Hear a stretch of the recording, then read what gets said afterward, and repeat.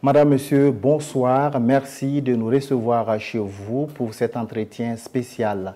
La RTB, la chaîne au cœur des grands événements, reçoit pour vous ce soir une personnalité africaine de marque, née à Thiès, capitale du rail, carrefour de l'Afrique de l'Ouest.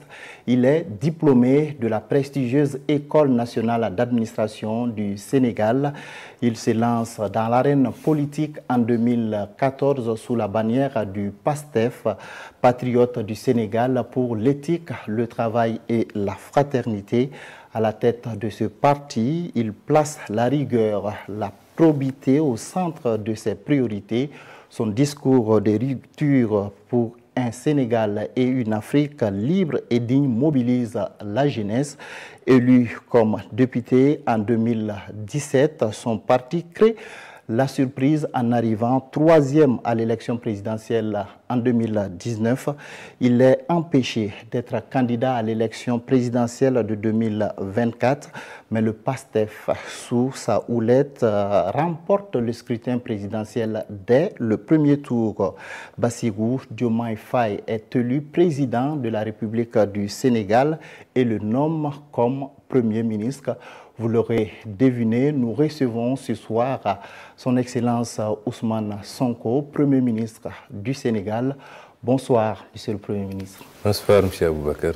Alors, vous êtes à Ouagadougou donc, pour l'inauguration du mausolée de Thomas Sankara. Alors déjà, comment est-ce que vous appréciez donc l'érection de ce mausolée en mémoire du père de la Révolution d'août 83?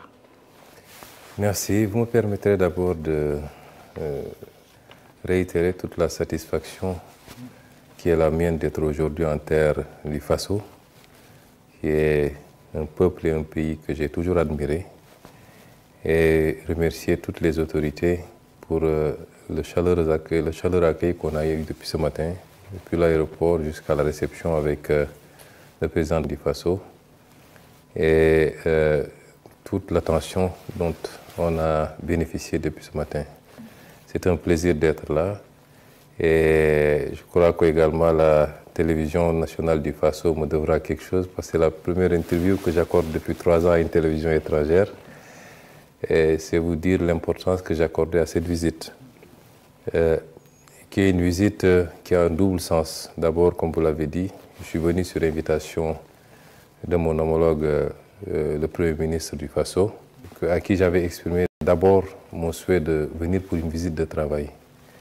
Et il a reformulé en proposant cette date qui coïncidait effectivement avec le second terme de ma visite, l'inauguration du mausolée d'un des plus grands hommes que l'Afrique ait produit, qui est une référence pour nous tous depuis notre tendre enfance, en l'occurrence le président Thomas Isidore Sankara. Et j'ai sauté sur l'occasion parce que coïncidence ne pouvait mieux tomber pour être là aujourd'hui. Et nous avons démarré effectivement les discussions de manière plus ou moins informelle. Il y aura une rencontre intergouvernementale pour aborder, passer en revue la coopération entre les deux États. C'est une inauguration qui a beaucoup d'importance pour nous. Tous ceux qui m'ont suivi depuis des années ont entendu la référence régulière que j'ai faite à Thomas Sankara dans mes discours, dans mes écrits également. Ce n'est pas de la démagogie.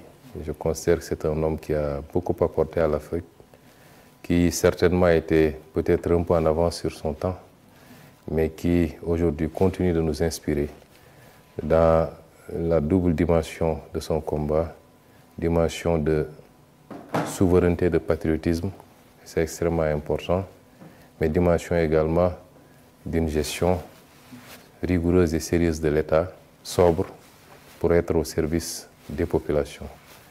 Et c'est pourquoi c'est important pour moi d'être aujourd'hui ici, de représenter à travers moi son Excellence le Président de la République, Bassirou Diomaye Faye, mais également tout le peuple sénégalais.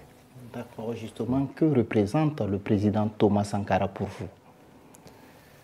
Vous savez, nous sommes lancés en politique à partir d'un certain nombre de constats, des constats relatifs à des préoccupations internes au Sénégal, mais des constats beaucoup plus génériques par rapport au rapport de l'Afrique au reste du monde. Et évidemment, deux notions ont pris une importance particulière dans notre diagnostic de base qui a prévalu à la création du parti.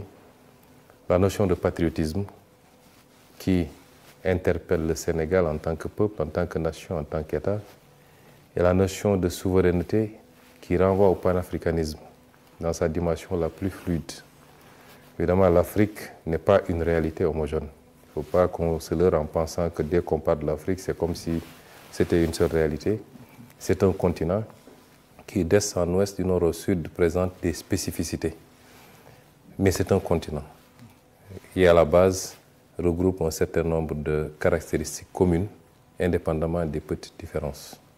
Et sous ce second aspect, un certain nombre de leaders politiques illuminent effectivement nos réflexions, mais également guident quelque part notre action.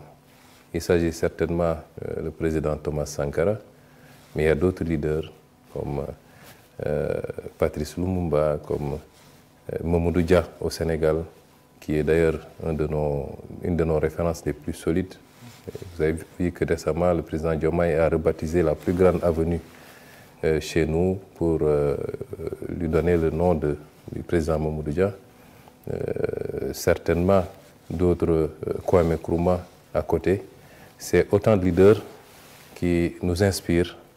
Évidemment, nous nous inspirons d'eux, mais en nous adaptant à notre contexte. Les contextes ne sont pas les mêmes et nous pouvons prendre beaucoup de leurs idées, de leur conception des choses, mais en l'adaptant à notre contexte, à notre temps et aux outils dont nous disposons aujourd'hui.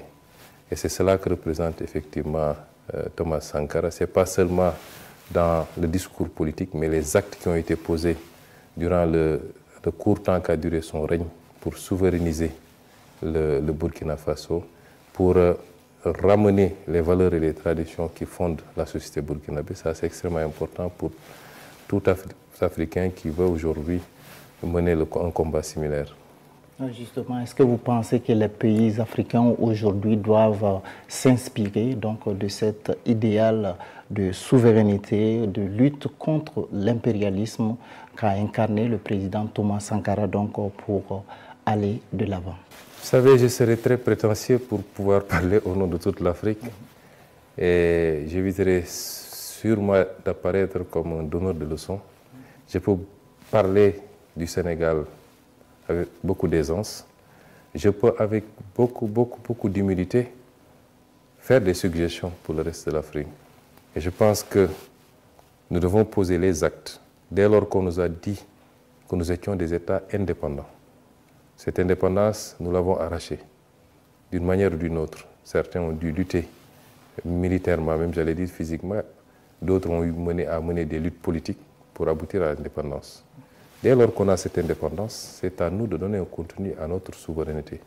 Qu'est-ce qui a fait que durant toutes ces années, nos leaders, en tout cas une bonne partie de nos leaders, ont accepté de continuer de subir les dictats et les ordres venant d'ailleurs? Ça renvoie à nous-mêmes, à nos élites d'abord, mais également peut-être pour une moindre part au peuple qui doit s'intéresser et s'impliquer dans la gestion de la chose publique. Et c'est pourquoi nous considérons qu'il nous faut beaucoup moins être dans la défensive, mais incarner de manière offensive l'indépendance que nous avons acquise. C'est-à-dire que nous avons acquis en posant des actes très concrets et voir dans quelle mesure ces actes-là seront contredits ou contrecarrés par d'autres. À partir de ce moment, on pourrait revenir sur l'aspect défensif de la souveraineté. Et c'est pourquoi, si je prends l'image du Sénégal, depuis 1 an qu'on est au pouvoir, on a posé des actes de souveraineté. Je n'en veux pour preuve que la présence militaire. On a dit on ne peut pas admettre au Sénégal qu'il y ait des bases militaires étrangères. Et pour tout pays qui avait une base militaire au Sénégal, on l'a notifié pour leur dire que nous demandons à ceux qui retirent toutes les troupes du Sénégal. Et cette opération est lancée. Si vous avez suivi l'actualité, il y a 2 jours, une base militaire a été libérée et le processus prendra fin d'ici le mois de juillet et le Sénégal n'aura plus sur son sol de base militaire étrangère.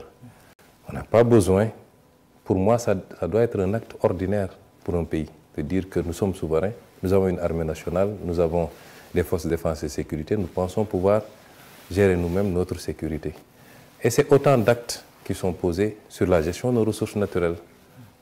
Qu'est-ce qui a fait que l'Afrique n'ait pas pu bénéficier de ces ressources naturelles comme l'ont pu d'autres zones du monde, en Asie, dans le Golfe, en Europe, en Amérique. Tout le monde jouit de ces ressources naturelles, sauf l'Afrique. Pourquoi? Est-ce qu'il y a besoin d'un discours? Non. On pose les actes. S'il y a des choses à renégocier, on les négocie. Nous sommes ouverts pour le partenariat avec le monde entier, mais qu'il soit juste, équilibré et mutuellement gagnant. Ça, c'est des actes qu'il faut poser et avancer. Et je pense que nous nous inscrivons, nous, dans cette dynamique et nous souhaitons que ça puisse être le cas de tous les pays africains parce que le continent doit prendre son destin en main maintenant et de manière souveraine, de manière assumée, mais en comptant d'abord et essentiellement sur lui-même.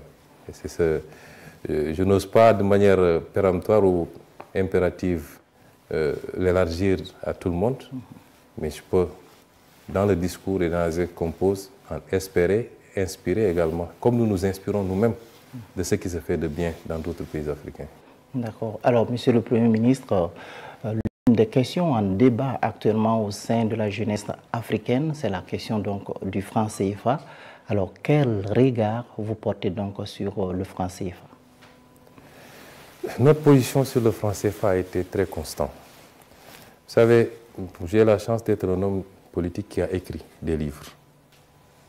Et ma pensée est dans ces livres-là. Mais ma pensée est exprimée également à travers des émissions, des meetings. Notre position a été toujours constante. L'effort d'intégration d'une sous-région qui passe par des actes forts pour avoir un marché commun, pour avoir des législations tarifaires communes, pour avoir une monnaie commune, c'est un effort salutaire. Nous voulons un espace intégré. Nous voulons une zone la plus intégrée possible en Afrique de l'Ouest, qui peut aller au-delà de l'espace UEMOA, mais nous le voulons. Nous le souhaitons. Parce que nous sommes dans un monde où les gens se regroupent dans des ensembles pour être plus forts. C'est notre souhait. Et la monnaie est un instrument extrêmement important de politique pour un État. À côté de la politique budgétaire, la politique monétaire est extrêmement importante. Et c'est important que la zone ait réussi de mettre en place un marché commun, de mettre en place une monnaie commune. Mais il y avait un problème. Le problème, c'est que cette monnaie continuait à symboliser quelque part une présence coloniale, quoi qu'on dise. Et nous avons considéré que cette monnaie dépouillée de ces éléments-là redevenait une monnaie des Africains, par les Africains et pour les Africains. Il y a des aspects symboliques, c'est l'appellation de la monnaie, même si CFA de 1960 ne signifie plus tellement CFA de 1960. Mais le seul fait qu'on parle encore de CFA pose problème. Ça, c'est un élément. Mais ça, c'est les aspects les moins importants. C'est symbolique. Après, la monnaie est un instrument, comme je l'ai dit, de politique publique. Le débat qu'on se pose, c'est est-ce que cette monnaie, telle qu'elle se présente aujourd'hui, est adaptée à nos options de développement? De la réponse à cette question doit dépendre l'orientation qu'on va prendre. La monnaie CFA, arrimée à l'euro et à la zone euro, semble être une monnaie trop forte pour nos économies, qui nous restreint à être des pays importateurs qui consomment ce qui est produit ailleurs, mais qui ne nous rend pas très compétitifs quand on veut inverser la tendance. Or, la logique dans nos pays, c'est d'aller vers une politique de substitution des imports. C'est entre autres un des griefs économiques, il y en a beaucoup d'autres, notamment le manque de flexibilité et beaucoup d'autres aspects. À partir de ce moment, c'est de la réponse qu'on apporte à ces considérations techniques qu'aura dépendre notre décision d'aller dans tel ou tel autre sens. Et nous avions dit, depuis mes écrits, mon livre de 2018, quand je devais être candidat à l'élection présidentielle, jusqu'au programme du président Bassirou Diomaye de 2024, nous sommes restés constants. Nous sommes dans un ensemble qui présente ses avantages, mais qui a des inconvénients. Nous poserons le débat avec nos partenaires pour leur dire que nous devons évoluer. Si une solution est trouvée dans ce cadre-là, tant mieux. Il n'y a aucune raison pour que nous sortions de cette monnaie. Mais si ce n'est pas le cas, nous assumerons notre responsabilité. Et nous sommes toujours dans cette logique. Quand nous sommes arrivés, la BCEAO, qui est l'institution commune, nous a présenté les travaux qu'ils ont faits, qui vont exactement dans le sens de ce que nous avons dit tout à l'heure. Il s'agit maintenant pour les présidents de se retrouver pour valider un certain nombre d'options. Ça, c'est l'aspect politique. Les techniciens ont fait leur travail. Et nous espérons que les présidents vont convoquer, vont statuer, vont nous permettre de faire un pas significatif vers l'appropriation totale et définitive de notre monnaie pour pouvoir avoir un instrument monétaire et une politique monétaire, ce qui n'est pas le cas actuellement. C'est pourquoi nous sommes toujours obligés de nous recentrer sur nos politiques budgétaires avec les tensions que nous vivons. C'est ça notre position, nous restons constants. Il y a beaucoup d'amalgames qui se font, oui, c'est eux qui avaient dit qu'ils sortiraient. Un État se gère de manière responsable. Et nous sommes avant tout des panafricanistes. Tout ce qu'on peut faire pour rester dans la cohésion, nous le ferons. Mais si on se rend compte que ça ne va pas dans le bon sens et que ce n'est pas bon pour nous, le panafricanisme a ses limites également. Ça ne peut pas se faire au détriment des intérêts des États. Et à partir de ce moment, nous assumerons toutes nos responsabilités par rapport à cette monnaie. D'accord. Alors, Monsieur le Premier ministre, l'intégration économique en Afrique de l'Est rencontre actuellement des difficultés. La CEDEAO compte actuellement 12 pays, après donc le retrait des pays de l'AES. Comment est-ce que, justement, vous avez vécu, ou vous vivez en tout cas cette rupture entre la CEDEAO et l'AES? Avec beaucoup de regrets. Il faut dire les choses, ne pas être panafricaniste et souhaiter que les ensembles, les fragiles ensembles que nous avions peiné à rassembler éclatent. Je ne pense pas que les pays de l'AES l'aient fait de gaieté de cœur. Je ne pense pas que le reste de la CEDEAO l'ait accepté de gaieté de cœur. Les rassemblements, c'est d'abord les rassemblements des peuples, avant d'être les rassemblements des dirigeants. Et les peuples continueront à être des peuples de la CEDEAO, quoi qu'on veuille.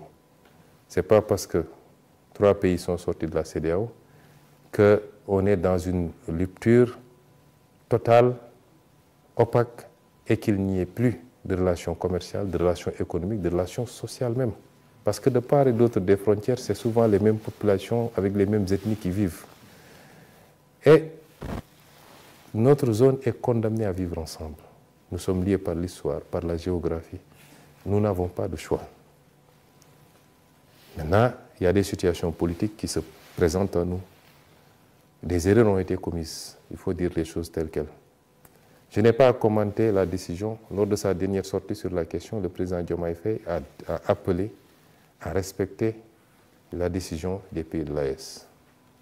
C'est une façon de parler. Qu'on le veuille ou qu'on ne le veuille pas, on le respecte, c'est des États souverains qui prennent leurs décisions. Des erreurs ont été commises à la base, je pense que principalement des erreurs de la CEDEAO dans la gestion d'un certain nombre de situations. Je l'ai dit quand j'étais opposant, je le redis aujourd'hui. Et je ne dis pas des choses pour plaire au pays de l'AES ou pour plaire à la CEDEAO. Je ne suis pas dans ces considérations-là. Malheureusement, nous sommes dans un manichéisme qui fait que de plus en plus le discours c'est « il est avec moi ou il est contre moi ». Vous pouvez être convergent sur 80%, 90%, il suffit que sur une question, il y ait des avis divergents et vous devenez, des avis divergents du moins, et vous devenez l'ennemi. Ce n'est pas ça. Nous devons aujourd'hui nous élever à la hauteur de nos responsabilités, tous tant que nous sommes. Je ne cherche pas à plaire aux uns et aux autres. Je reste fidèle à mes idées. Je dis qu'à la base, il y a eu des problèmes. Quand il y a eu la prise de pouvoir au Mali, j'ai été le premier à faire un message de soutien absolu. Ce fut le cas ici, au Burkina Faso. Quand il y a eu la prise de pouvoir au Niger, j'étais en détention. Mais j'ai réussi à faire passer un texte sur ma page Facebook, non seulement pour apporter mon soutien, mais pour m'inscrire en faux par rapport aux menaces de la CEDEAO de l'époque d'intervenir militairement. C'est des choses qu'on ne peut pas comprendre. L'embargo qui a été fait contre le Mali, c'est inacceptable. Et un pays comme le Sénégal n'aurait jamais dû, en tout cas si nous étions au pouvoir, nous n'aurons jamais accepté cela. On ne règle pas ces problèmes-là de cette manière. On ne peut pas choisir d'aller intervenir militairement dans un pays alors qu'on ne l'a pas suffisamment aidé à faire face à ces problèmes d'insécurité. Et une organisation doit se doter de règles qu'elle peut faire respecter pour tout le monde. Est-ce que si aujourd'hui la même situation se posait au Nigeria, la CEDEAO allait menacer d'aller intervenir militairement? Pourtant, tous les pays membres de la CEDEAO sont des pays d'égale dignité. Et beaucoup d'erreurs ont été commises. Et nous l'avons dénoncé, nous, quand on était opposants, et nous continuons à le dénoncer. Mais malgré tout, les problèmes familiaux se règlent en famille. Des gens ont eu des problèmes beaucoup plus profonds. Des gens se sont menés des guerres qui sont devenues des guerres mondiales, avec des dizaines de millions de morts. Et aujourd'hui, ils sont dans les espaces intégrés pour faire face au reste du monde. Et c'est nous, dans ce sens-là, que nous avions dit que notre souhait, c'est que l'espace n'éclate pas. Parce que même si ça a éclaté, nous continuerons à travailler ensemble. Prenez le cas du Burkina et du Sénégal. Nous avons 20 accords de coopération signés et ratifiés. Il y a 23 autres qui sont en cours de discussion. Vous pensez que c'est parce que le Burkina n'est plus dans la CEDEAO que ça va arrêter? Non. Nous allons continuer et même peut-être accroître la coopération. Les espaces sont des espaces politiques, des cadres politiques. Mais ce qui va se passer entre les États et les peuples va continuer. Et nous espérons, en respectant les choix des uns et des autres, et j'espère que la CEDEAO va en tirer toutes les conséquences pour que, dans le traitement à la base, je disais tout le temps, on ne peut pas ignorer les causes réelles d'une maladie pour vouloir se pencher sur les symptômes. S'il y a coup d'État, qu'est-ce qui a amené les coups d'État? Et pourquoi, quand les gens font des tripotages constitutionnels, la CEDEAO ne parle pas? Quand des gens briment des opposants, la CEDEAO ne parle pas? Jusqu'à ce que certaines situations arrivent, on sort des communiqués, on fait des embargos et on menace d'intervenir militairement. C'est ces erreurs qui nous ont conduit à ça.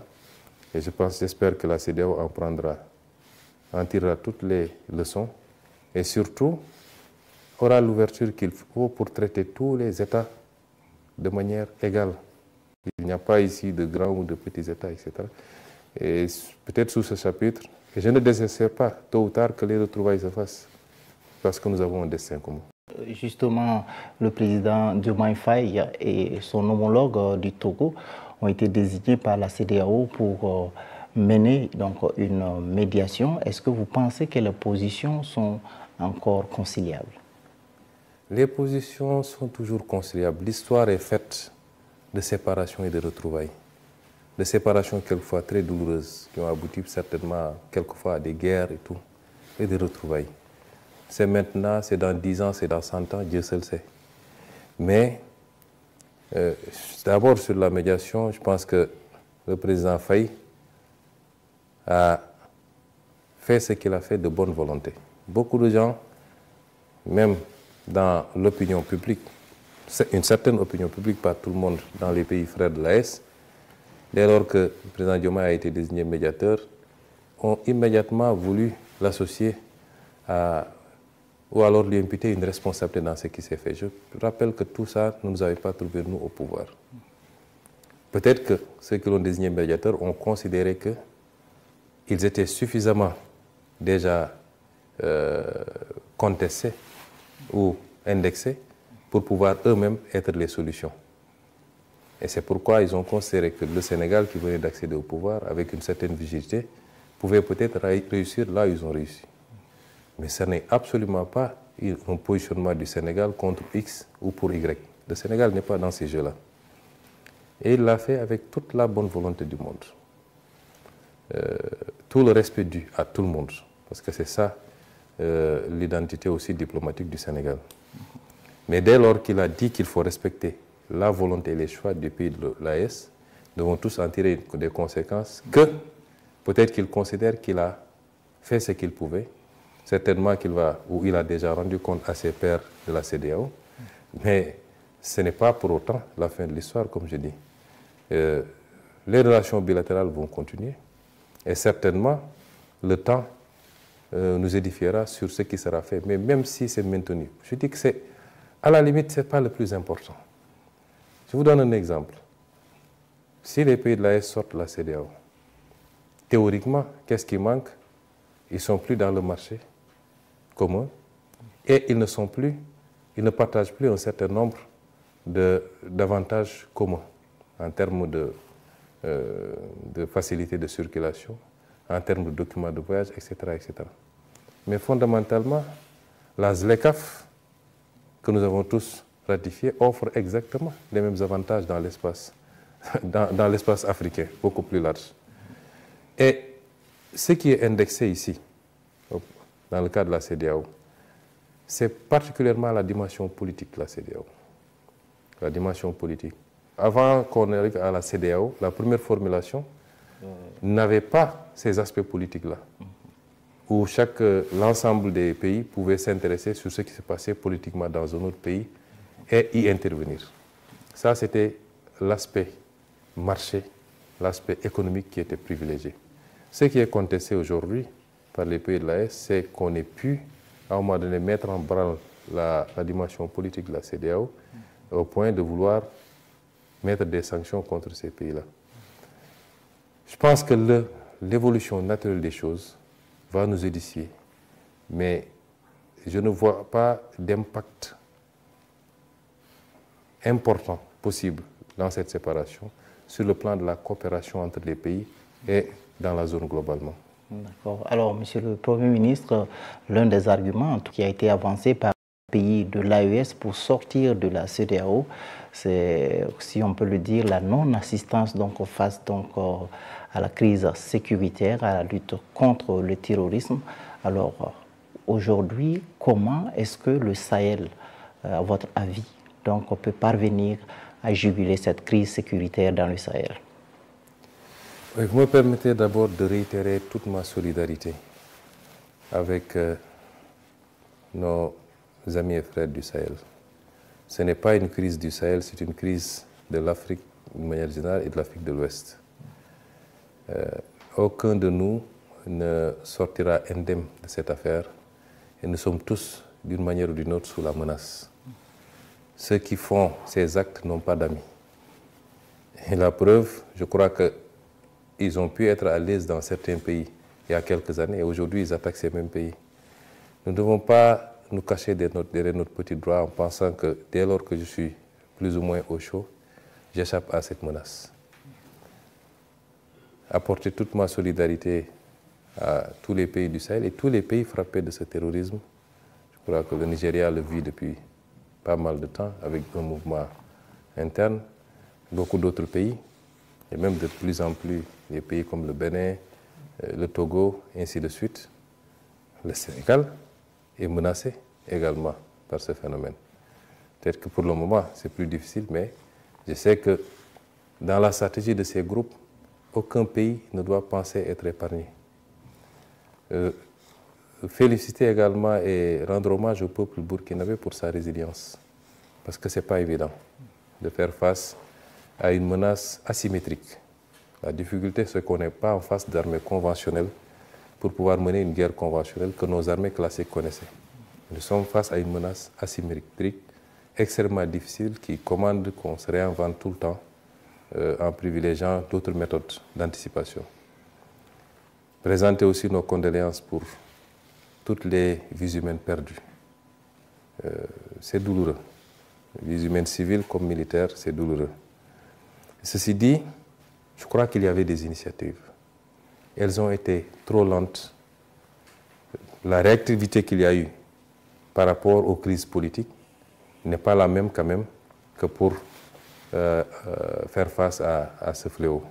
Ça, il faut le reconnaître. Je crois qu'il y avait la force d'intervention en attente que la CEDEAO a mis en place avec un certain nombre d'éléments, également des dotations en matériel, des cotisations budgétaires pour pouvoir faire face. Et je crois que cette force en attente est toujours en attente et veut intervenir. Est-ce que ça a été lent?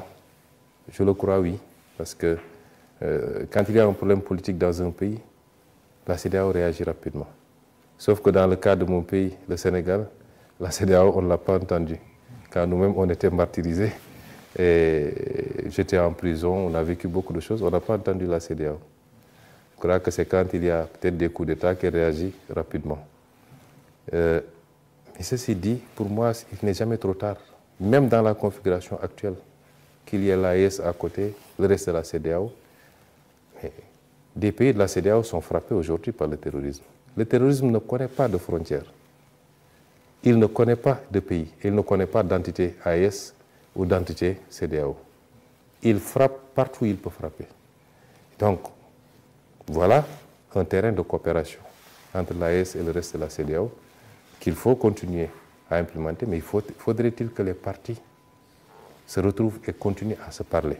Ce n'est pas la fin du monde que 3 pays aient décidé de s'organiser en confédération, mais ils sont des pays frontaliers à des pays de la CEDEAO. Il faut que les discussions reprennent, qu'on se retrouve autour des questions sécuritaires. Je dis que l'Afrique a 2 problèmes qui se manifestent de manière différente selon les pays. C'est le problème sécuritaire et c'est le problème économique. Dans le cas du Burkina, la difficulté, c'est qu'il faut allier l'impératif du sursaut économique, et je salue tout ce qui est en train d'être fait sur le plan de la révolution agricole, etc., mais l'allier à faire face également à cette menace, ce qui est très difficile. Et je pense que les pays africains, de manière générale, mais la zone CEDEAO, doit s'organiser pour faire face. Je rappelle que les gens oublient que le plus vieux contentieux militaire de l'Afrique même se trouve chez nous, en Casamance, qui est ma terre natale. Pendant des décennies, on a vécu cette situation. Elle n'est pas totalement éteinte, mais nous sommes en train de faire le nécessaire. On a vécu cette situation. On n'a pas eu d'assistance. On n'a pas eu une collaboration qui permettait de faire face. Ça a été très douloureux et très dur pour le Sénégal. C'est pourquoi je comprends aujourd'hui ce que certains pays vivent. Encore que là-bas, c'est moins grave, parce que c'était une revendication localisée. Or, ce à quoi vous faites face n'est pas localisé. Ça n'a pas de territoire. Et à partir de ce moment, je conviens avec vous que les autorités de la CEDEAO doivent aujourd'hui se retrouver autour de ces questions essentielles, avec celle de l'AES, et qu'on dise qu'est-ce qu'on peut faire ensemble pour juguler ce phénomène. D'accord. Alors, on va parler peut-être de la coopération entre le Sénégal et la France, parce que nous tirons donc vers la fin de cet entretien. Alors, quel est l'état de cette coopération aujourd'hui? Elle est comme toutes les autres coopérations. Il n'y a pas d'exception ou de spécificité. Je ne vais pas trop développer parce que je ne suis pas là pour parler de la France, en ce sens que ce serait peut-être donner ce que vous ne voulez pas, c'est ce qu'on va faire, donner un peu de relief à une collaboration par rapport à beaucoup d'autres. Je crois que nous avons dépassé cette étape où un pays, quelle que soit l'histoire qui a pu nous lier dans le passé, qui continue à nous lier, qu'un pays focalise toute notre attention. Nous considérons que la France est un partenaire comme tous les autres.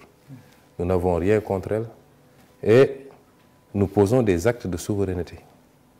Tous les jours que Dieu fait, nous posons des actes de souveraineté, non pas parce que nous voulons, nous avons des griefs contre tel ou tel, mais c'est comme ça que doit marcher un pays dès lors qu'il se dit pays indépendant. Je vous ai parlé tout à l'heure de l'exemple des bases militaires qui sont particulièrement françaises en l'occurrence, parce que c'est le seul pays qui disposait de bases militaires. Ceci dit, en dehors de ces considérations, nous avons des relations avec la France, comme nous en avons avec le Burkina, avec le Mali, avec les États-Unis, avec la Chine. C'est des relations normales, ordinaires. Nous n'avons pas peut-être les mêmes développements entre le Sénégal et la France que ceux qu'il y a eu entre le Burkina et la France ou un autre pays avec la France. Et c'est là où chaque pays doit s'adapter par rapport à son histoire passée, mais surtout présente. Et nous reconnaissons à chaque pays le droit de faire ses choix. Il est impératif, parce que là je m'adresse à une certaine opinion africaine, parce qu'on se trompe souvent de combat. Il faut qu'on sorte d'une posture où c'est comme ça ou c'est rien. On a été suffisamment divisé pendant trop longtemps, et quelquefois sur des détails. Aujourd'hui, il est question de réunir tous les panafricains, tous les souverainistes, de les réunir autour du combat qui est celui de la libération de l'Afrique, de la réappropriation par l'Afrique de ses ressources naturelles, de tout son potentiel, de gagner les vrais combats qui sont les combats de la sécurité et le combat du développement économique et social. Et ce matin, on a longuement discuté avec le président Traoré, que je considère comme un ami et un frère. Le président Traoré, on se parlait, j'étais opposant, il venait d'arriver au pouvoir. La dernière fois qu'on s'est parlé avant mon arrestation, c'était 48 heures avant mon arrestation. Donc, ce n'est pas d'aujourd'hui que datent nos relations. Et aujourd'hui, on a eu quand même la possibilité en tête-à-tête de beaucoup discuter. Et nous pouvons avoir des points de convergence forts, mais nous pouvons avoir quelques éléments sur lesquels, selon la spécificité des pays, les gens n'ont pas les mêmes positions. Ça ne doit pas être des facteurs de cristallisation sur des positions. Parce que si on devait regarder les points de convergence, elles sont à 95%. Maintenant, le Burkina, c'est le Burkina. Le Sénégal, c'est le Sénégal. La Côte d'Ivoire, c'est la Côte d'Ivoire. Un autre pays, c'est un autre pays. Et je réitère, nous, Sénégal, notre combat, au-delà des divergences qu'il y a, qu'on peut comprendre, c'est de tout faire pour réunir les fils et les filles d'Afrique autour d'objectifs communs, forts, pour faire face au reste du monde et aller à la conquête du monde. Et si on veut faire ça, il nous faut faire preuve de dépassement et de tolérance mutuelle sur les aspects. Personne n'est plus panafricain que quelqu'un d'autre. C'est selon les contextes que les gens s'adaptent. Quand nous posions le débat souverainiste et quand nous menions le combat, ça fait 10 ans que nous avons commencé en tant qu'opposants anonymes, inconnus. Il y a 10 ans, vous aurez parlé de Sonko au Burkina, les gens vous diront, est-ce que ce n'est pas un Burkinabé, est-ce que ce n'est pas un Zongo qu'on a transformé en Sonko là-bas? Et on a fait notre petit chemin. On est resté cohérent et constant. Évitons les facteurs de division sur des détails souvent et mettons-nous autour de l'essentiel. Ce n'est pas parce qu'on est arrivé au pouvoir de manière démocratique qu'on n'est pas un révolutionnaire. Ce n'est pas parce qu'on est arrivé au pouvoir par d'autres moyens qu'on est plus révolutionnaire que d'autres et vice-versa. Des gens ont été adulés, ils sont arrivés au pouvoir par les armes, ils ont été adulés parce qu'ils ont fait des résultats. Des gens sont arrivés par les urnes, ils ont été renversés parce qu'ils n'ont pas fait de résultats. Le plus important, c'est notre rapport à nos peuples, notre capacité à nous mettre au service de nos peuples et de l'Afrique. Et c'est important. Souvent, on apprécie sur ces détails. Le Burkina est une patrie pour moi. J'ai toujours eu beaucoup d'admiration pour le Burkina. Quand je fais des divertissements, c'est les films burkinabés que je regarde, Le Curé, Ladi et autres, parce que c'est ça mon divertissement, moi. Et j'apprécie beaucoup le peuple burkinabé pour sa correction, son éducation, son originalité, rester le même peuple. J'aime beaucoup ce pays, son originalité, et je crois que le Sénégal et le Burkina ont plus de liens qu'ils le soupçonnent eux-mêmes. C'est pourquoi j'ai tenu à être là, pour la mémoire du président Thomas Sankara, mais pour réaffirmer cette relation forte entre nos deux pays et que, sous la présidence de son Excellence Bassirou Diomaye Diakhar Faye, nous voulons faire de cet axe Ouagadougou-Dakar un axe très fort. Le reste, c'est la politique. AES, CEDEAO, ce qui nous intéresse. Nous allons renforcer nos relations avec le Burkina, avec le Mali, avec le Niger et avec tous les autres pays parce que c'est ça nos convictions. D'accord. Alors, dernière question, Monsieur le Premier ministre.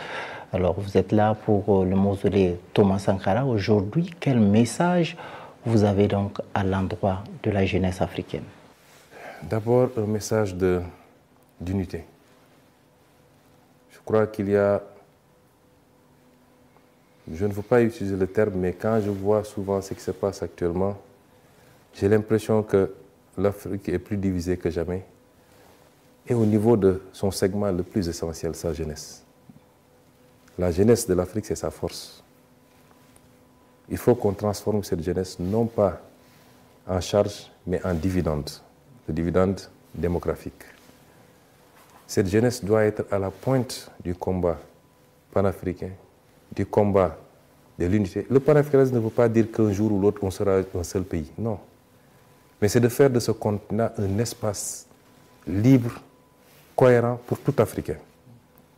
Et de le hisser au niveau qui doit être le sien. Parce que j'ai tendance à dire que le XXIe siècle doit être africain. C'est notre siècle. C'est le seul continent qui a encore des marges extrêmement importantes. La Chine, sur ces 30 dernières années, a été le moteur de la croissance mondiale. Elle s'essouffle. Ça doit être maintenant le tour de l'Afrique. Évidemment, il nous faut régler la question de la sécurité, je suis d'accord avec vous. Mais il nous faut beaucoup parler à notre jeunesse. Qu'on ne se trompe pas d'ennemis. L'adversité qu'il y a quelquefois entre les... Même pour une petite compétition de football, c'est comme si c'est la guerre mondiale entre nos jeunes. Je pense qu'il faut aujourd'hui que notre jeunesse comprenne qu'elle doit être le fer de lance de cette unité. Il peut y avoir des problèmes politiques entre les dirigeants politiques, mais ce n'est pas entre les peuples. Aucun peuple africain ne est un autre peuple africain. Et souvent, au sein d'un même peuple, les actes posés par les gouvernants sont désapprouvés. Certains vont même jusqu'à faire des manifestations pour soutenir le Y. C'est un message d'unité, un message de dépassement. Qu'on sache que aucun de nos pays ne peut aller sans l'autre. C'est illusoire. Soit, quand même, un pays peut se développer s'il est bien géré, s'il est stable et s'il fait le nécessaire, il peut se développer. Mais il ne sera jamais une puissance. Parce que pour être une puissance, il faut un territoire, il faut une population. Si je dis territoire, c'est un territoire vaste. La zone Afrique de l'Ouest fait 6 500 000 km². Moins que la Chine, qui a 8 900 000, moins que les États-Unis, qui a 9 millions presque. Il faut une population. Le Burkina fait 25 millions ou 27 millions d'habitants. Le Sénégal en fait 18, ce n'est pas des marchés. La Chine fait 1,3 milliard, c'est pourquoi elle peut résister même aux attaques qu'elle subit. Nous avons ce destin commun, il faut qu'on le comprenne. Et ne pas jeter de l'huile sur le feu. Mon souhait, c'est que tout le monde se parle, qu'on essaie de dépasser cette situation et qu'on s'entraide mutuellement. Là où le Sénégal a des problèmes que le Burkina n'a pas, que le Burkina puisse être là et vice-versa. C'est ce message que là, je rends à la jeunesse, mais évidemment, il faut que l'élite politique soit à la hauteur également. Il faut que l'élite politique soit à la hauteur et sorte de ces conflits qui ne servent à rien. Sorte de... L'Afrique est attaquée en réalité. On a parlé tantôt de terrorisme. Mais, M. Aboubakar, d'où proviennent les armes que ces gens-là utilisent? Vous savez ce que coûte un drone? Vous savez ce que coûte même une Kalachnikov? D'où proviennent ces armes-là? Il y a des gens qui leur donnent ces armes. Mais en le faisant, ils n'attaquent pas le Burkina, ils attaquent toute l'Afrique. Et c'est une réponse commune qu'il nous faut face à ces phénomènes-là. Et nous devons mobiliser toutes nos populations, à commencer par la jeunesse, et que les élites politiques soient à la hauteur, et elles également, parce que c'est un gros problème. Et qu'on parvienne à identifier, je le réitère et c'est là où je vais chuter, les deux enjeux fondamentaux, la sécurité et le développement économique. Malheureusement, on perd beaucoup de temps sur le débat politique. Merci, Monsieur le Premier ministre, de nous avoir accordé cette interview. Tout le plaisir donc était pour nous. Madame, Monsieur, merci d'avoir suivi cet entretien que nous a accordé le Premier ministre du Sénégal, Ousmane Sonko. Restez en compagnie des programmes de la RTB. Bonsoir.